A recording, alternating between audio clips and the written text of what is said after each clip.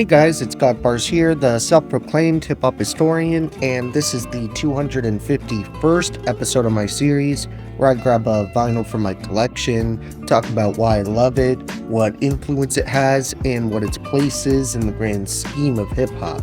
So hitting up the Big Apple once again, today we get to tap into another crew I feel like is slightly overlooked, at least depending on who you ask.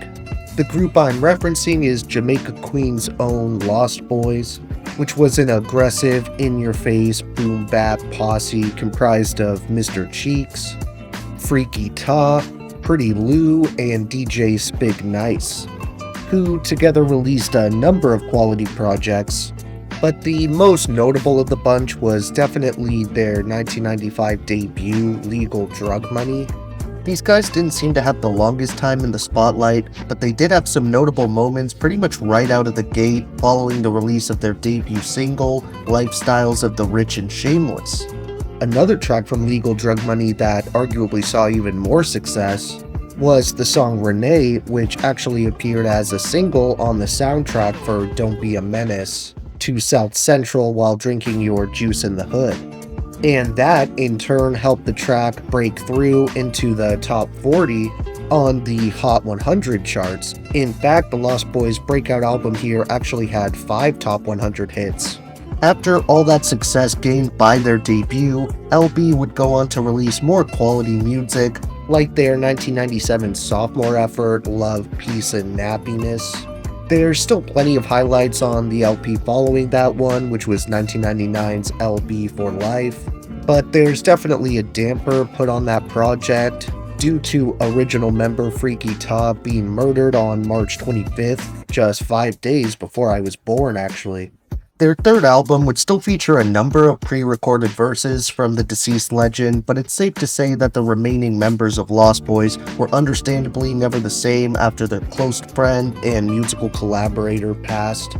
And while at one point they would attempt to fill his empty position by adding Freaky Ka to the team, who was actually Freaky Ta's son, everything began falling apart for the group around the turn of the century.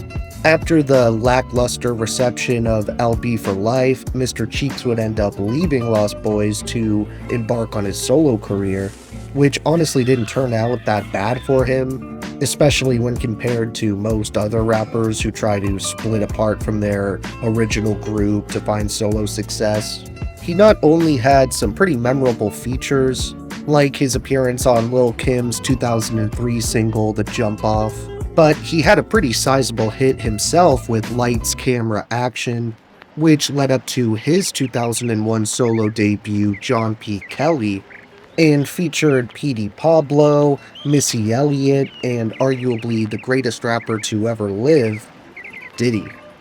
But while things may have been going well for certain members of the group, others didn't have quite as much good fortune and were pushed into finding other ways to make money, which in the case of DJ Spig Nice, resulted in being tried and convicted of multiple bank robberies around the New Jersey area, which led to him being slapped with a 37-year prison sentence. Luckily, Spig Nice didn't end up having to serve that entire ludicrous amount of time, and after being released in 2021, he reconnected with the other members of Lost Boyz, so the group could appear on Nick Cannon's Wild 'N Out for a reunion of sorts. One other contribution these guys made back a bit earlier in their career that I want to highlight is their appearance on the 1996 compilation album America is Dying Slowly, which was the first hip-hop benefit album for HIV and AIDS prevention awareness, especially in communities of color. While I wish it wouldn't have to, I think it's so cool that an LP like this exists. It's the type of thing that makes me proud of the genre and all the artists who took part and showed it isn't lame or corny to stand up for something like AIDS awareness. So shout out to Lost Boyz, Prince Paul, Wu-Tang Clan, Goody Mob, Mobb Deep, 8Ball and MJG, Common, Spice One, 187 Fac, De La Soul, Organized Confusion, OC, Diamond D, and everyone else who contributed. Back to Legal Drug Money though, we don't really have any guest appearances to discuss this time around.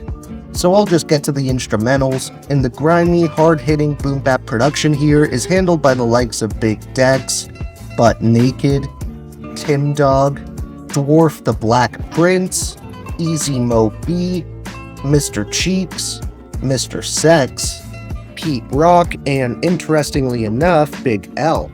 When it comes down to the 3 tracks I enjoyed the most on this LP, I think I would have to go with Keep It Real, Renee, and Channel Zero.